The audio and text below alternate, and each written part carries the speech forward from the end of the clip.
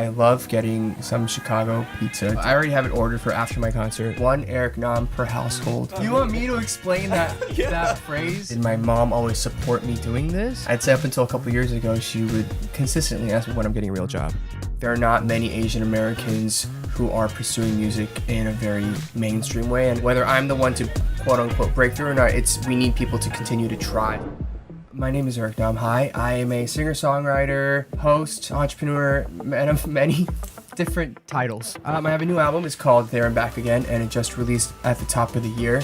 And it is my first album as an independent artist. It is just, two things. One, it's about me being born and raised in Atlanta, going to Korea to pursue music and coming back to the States to continue that pursuit of music. But also just about the really big highs and lows that we have in life and the emotional roller coaster that we're all on. And so we have kicked it off. We have 50, I think 2 cities and counting. I think this is show number 13, 14. So we're just getting started, but I'm excited to be here. I think this is my 3rd time playing in Chicago.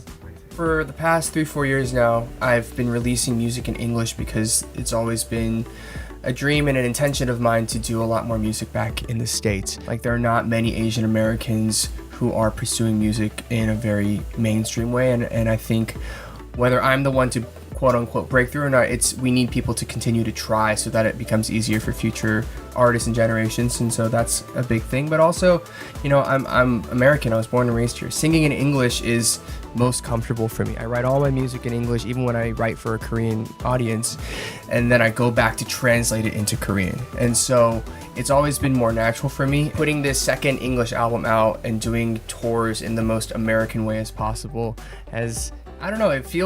it's a different process, but I think there's a lot that I've learned from K-pop and Korea that have allowed me to do what I do, and so I'm really thankful for the opportunities that Korea has afforded me, but also being able to do it on my own terms here in the States has been really special. I still think there's a lot of room for improvement for opportunities and representation. I think it's great that we have Asian American artists, actors, people, politicians all over doing incredible things. Do I think it's proportionate?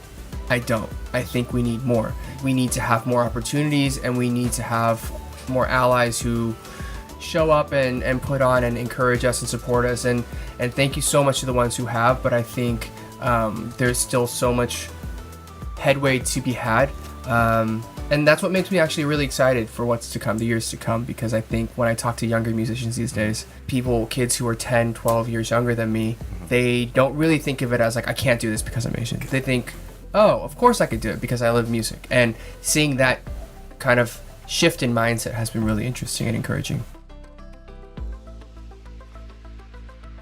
I think it's incredible, and I think it's overdue. It's been really cool to see so much great content get like global popularity, and it makes me really proud.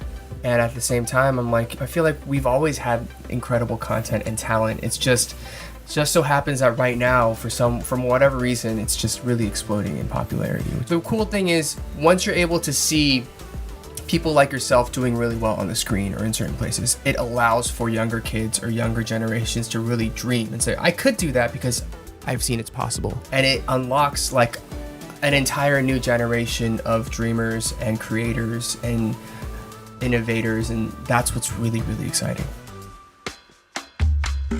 You want me to explain that that phrase? There is a phrase in Korea.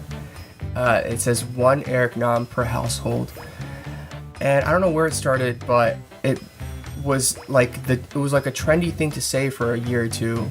Where anything good happened, it was like, oh, like E릭남 is like, I don't know how to explain this. How do I explain this?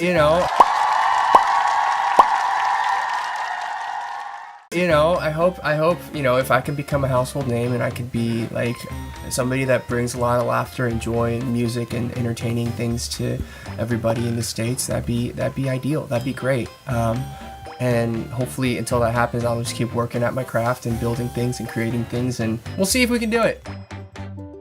Both my parents are first-generation immigrants. I feel like it's a typical immigrant story. They came to the States with very much nothing, worked a bunch of odd jobs and put myself and my brothers through school. We have a very ideal, like a great loving family relationship. When people react to my relationship with my parents, where people are like, how are you so close to your parents? We're like, I don't know, like it's kind of, my brothers and I, we've always appreciated the sacrifice, and we know that anything that they do or say comes from a place of love. I think that's always kept us very grounded and in a great place. Now, did my mom always support me doing this? No. I'd say up until a couple years ago, she would consistently ask me when I'm getting a real job. And when I was like, hey mom, I think I'm kind of like, people are starting to recognize me, and she'd be like, why? Like there's so many better like singers and better looking people than you, and who? And it's just a very mom thing to say. But she's come aboard fully, and I was having this conversation the other day with my friends who were like, do your parents ever say they're proud of you? I was like, yeah, actually they called me 2 weeks ago and they said, hey, we're so proud of you. And I'm like, thank you. Thank you so much. So I was actually in Atlanta when the incident, the hate crimes happened. It was a very emotional, I guess, it was a very emotional period for me. And I'm not one to cry really, but I remember actually like kind of having a breakdown because it felt like it could have been my mother, it could have been any of our friends or anybody that we know. And Time reached out and asked if I could put a piece together, and I'd never done anything like that, and so I was really hesitant and reluctant. But at the same time, I've always kind of been the thinking of, if I don't say something when I'm asked to, or like when I have attention on me, then like what's the point if I say it later? So like using a platform or following for good in that sense has always kind of been, I think, a pillar of how I've built my career and how I've intended to use a platform. And so it took a long time.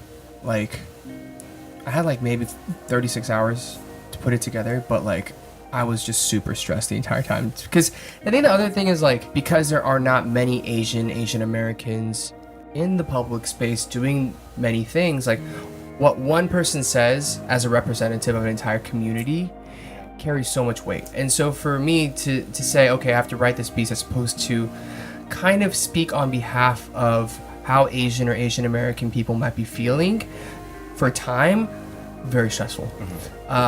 But thankfully, with the help of some friends who helped edit and like guide me, we were able to put that piece out, and the response was great. And more than it being like, oh, like it was well written, I think the most meaningful part was that people were like, thank you for putting together what I've struggled to put into words and putting it out on paper.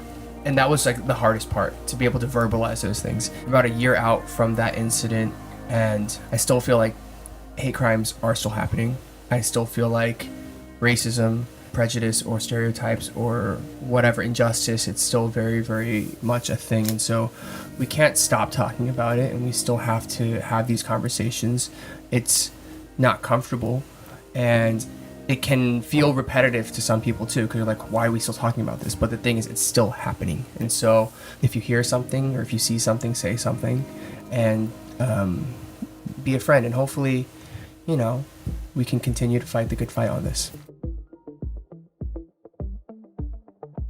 Literally every time I'm here, it's just in and out, unfortunately. And it's one of the things where I'm like, we need to schedule the tour so it's not freezing and I can leave the venue and actually explore the city and have like a day or two to kind of just chill out and check things out. But whenever I am here, I love getting some Chicago pizza, deep dish pizza, and just eating so much cheese, which is, I don't know if it's the best for my stomach, but when you're here, you gotta do it. I already have it ordered for after my concert. After the show, we're gonna be having a deep dish. Thank you so much for having me and for joining me in this conversation. Everybody, please stay healthy, stay safe. Please check out my new album, There and Back Again. It's available on every single streaming platform in the world. And if you missed me on tour this time, I hope to see you guys again soon. And be safe, be happy, be healthy. I love you guys. Thank you. Bye.